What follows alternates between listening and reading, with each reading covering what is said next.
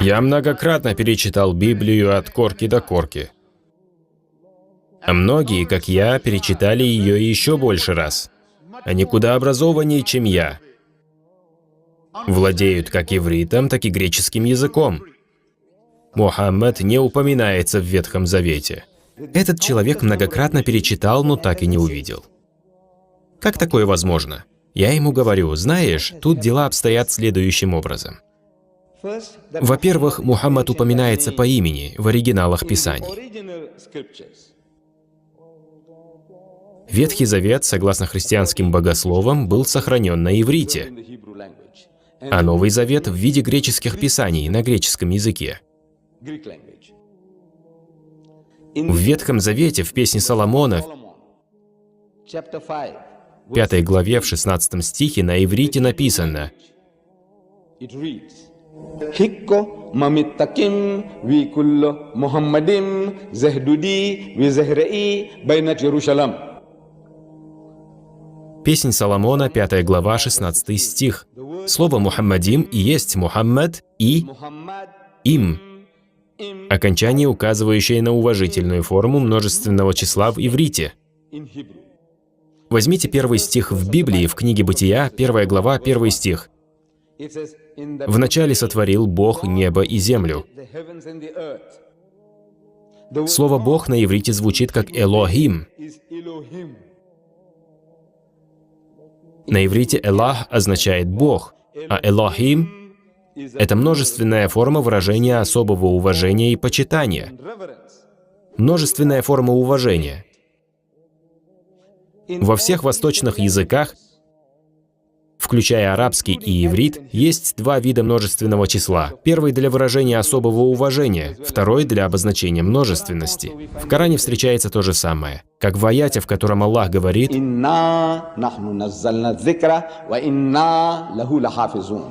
«Воистину мы ниспослали напоминание, и мы оберегаем его». Кто же эти «мы»?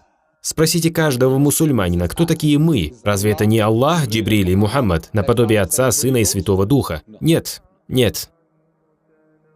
Но тогда кто такие мы? Если Коран говорит нам: «Скажи, Он Аллах единый», а тут Он говорит «мы». Ни один араб-христианин никогда бы не задал этот вопрос мусульманину. И я говорю араб-христианин. Никогда бы не спросил, кто такие мы, потому что он прекрасно знает, что в его языке существует два вида множественного числа. Один для обозначения множественности, а второй для выражения особого уважения. Поэтому мы в данном случае — это множественное величие, как при королевском дворе. Мы приняли указ, как говорит королева. Кто же эти мы? Мы же не говорим, что это она, ее муж и ее сын. Нет, конечно. Это она в одном лице, множественная форма особого почитания. Таким образом, Элохим — это множественное величие им. Элах — это Бог, а когда больше одного — это Элохим, множественная форма особого почитания. Спросите любого иудея, это же его писание. Спросите, что это за им, и он ответит, что в его языке есть множественная форма особого почитания. Бог один. Но чтобы подчеркнуть наше уважение к Нему, мы используем окончание «им». Также и Мухаммадим. Им — множественная форма уважения. Давайте попробуем ввести это слово в онлайн-переводчики и посмотрим, какой они предложат вариант перевода этого слова, или, быть может, просто предложат транслитерацию.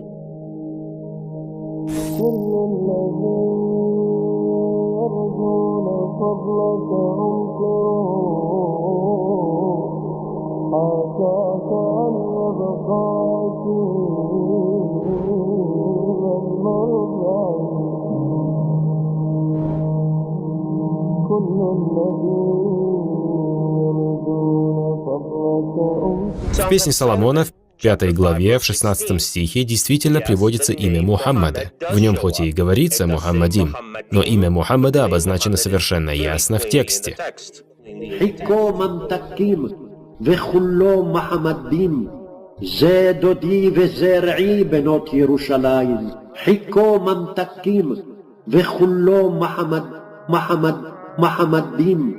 זה דודי וזרעי בנות ירושלים, חיכו ממתקים וכולו מחמדים, זה דודי וזרעי בנות ירושלים. В нем присутствует это слово на иврите, в оригинале. То, что они сами называют оригиналом, оно там есть. Но они перевели его на свой язык, как «и весь он любезность». Поэтому, когда в переводе вы читаете «и весь он любезность», то у вас это никак не будет ассоциироваться с Мухаммадом. Прочитайте хоть 1000 раз «и весь он любезность», «и весь он любезность». Или даже в переводе на другой язык «восхваляемый», поскольку Мухаммад означает «восхваляемый». И если даже мы станем повторять «восхваляемый», «восхваляемый», никто и не поймет, что речь идет о Мухаммаде. Пусть даже Мухаммад означает «восхваляемый». Какое вы имеете право переводить имена людей, кого бы то ни было? Имена остаются как есть. Мистер Блэк так и останется мистер Блэк, даже если он белый. Вы не имеете права переводить имена людей. Однако они все делают иначе. Мухаммадим они перевели как «и весь он любезность». Но слово «Мухаммад» так и осталось на иврите, языке оригинала. Как раз поэтому мы и говорим: вы утратили имя. И Иисус Христос, согласно Священному Корану, говорит: «А вот Иисус, сын Марии, сказал: «О сыны Израиля,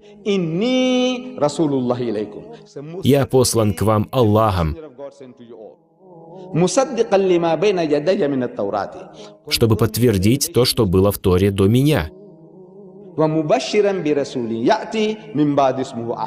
и сообщить благую весть о посланнике, который грядет после меня, и имя ему Ахмад». Разновидность имени Мухаммад.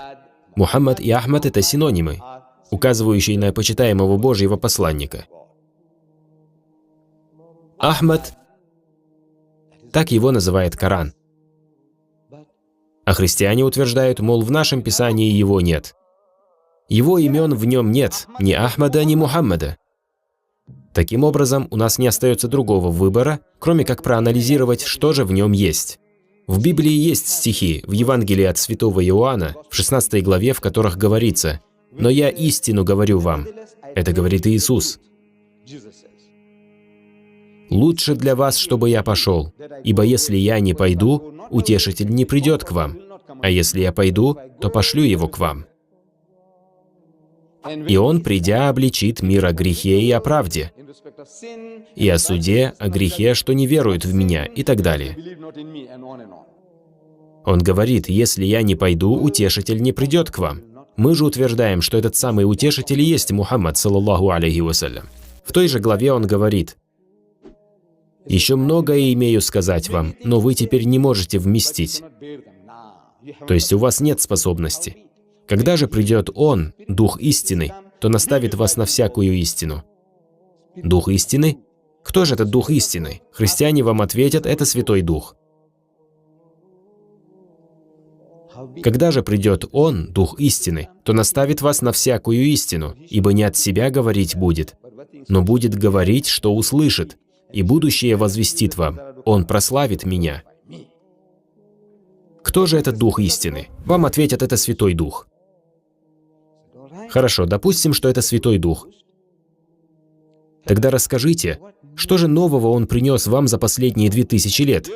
Поскольку Иисус сам сказал: «Еще многое имею сказать вам, но вы теперь не можете вместить». Но перед тем, как разобрать этот аспект, разрешите мне снова прочитать вам этот стих с небольшим акцентом на местоимениях. Он говорит: «Еще многое имею сказать вам, но вы теперь не можете вместить.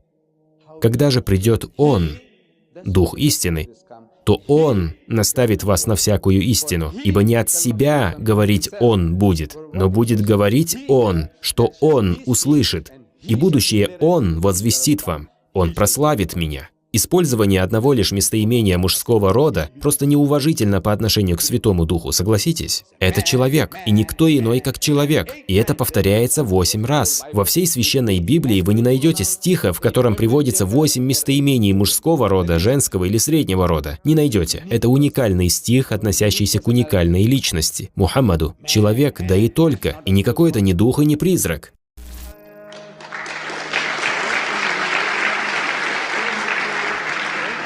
Но нам говорят, что это дух. Разве Мухаммад — это дух? Я отвечаю «да». Так говорит Библия. Всякий раз в вашей Библии приводится слово «дух». Я говорю христианам. Это совсем не означает «святой дух». Потому что в книге Откровения, в последней книге Библии, говорится о 7 духах Божиих. Я спрашиваю, вы верите в 7 святых духов?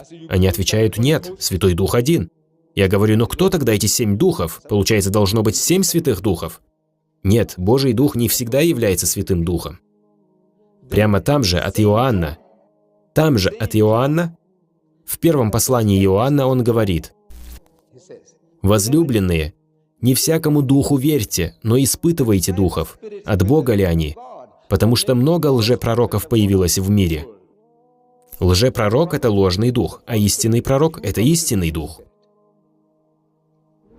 Святой Иоанн называет пророка духом. Не всякому духу верьте, то есть не всякому пророку верьте. Святой Иоанн говорит в Евангелии от Иоанна, «Рожденное от духа есть дух, а рожденное от плоти есть плоть». Разве духи способны порождать? Разве они совокупляются? Мне отвечают «нет». Тогда как можно быть рожденным от духа? А смысл этого заключается в том, что тот, кто имеет склонность к духовному, он от духа, а тот, кто имеет склонность к материальному, он от плоти. Что привело вас сюда сегодня? Какой-нибудь подарок от Дидата? Он вам подарит всякие вкусности? Или, быть может, шоколадки? Вы разве за этим сюда пришли? Если да, то, допустим, вы получите свое, но вы проявили материальную склонность. Вы пришли сюда с материальной целью. То есть вы материалист. На языке Библии вы движимы плотью, вы от плоти. Материалист. Если же вы пришли сюда по причине духовной мотивации, значит вы движимы духовно. На языке Евангелия это рожденное от духа. То есть если вы мотивированы духовно, если вами движет дух, то вы дух. А если от плоти, если вами движет материальное, то вы плоть. Ибо не от себя говорить будет, но будет говорить, что услышит, и будущее возвестит вам. И говорит он не по прихоти своей. Это лишь откровение, которое внушается ему. Научил его обладающий могучей силой.